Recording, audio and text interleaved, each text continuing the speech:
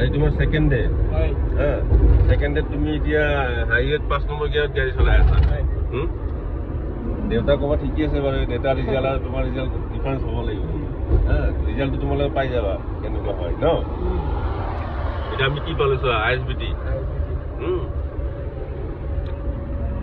ধংটো আনিব লাগিব তোমাৰ ধংটোহে মেইন আমি এতিয়া বাৰু নদৰ 5 নম্বৰ চলাই আছো কথা নাই কিন্তু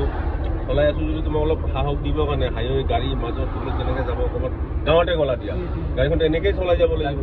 হয় নহয় গাঁৱতো ৰাস্তা হ'লে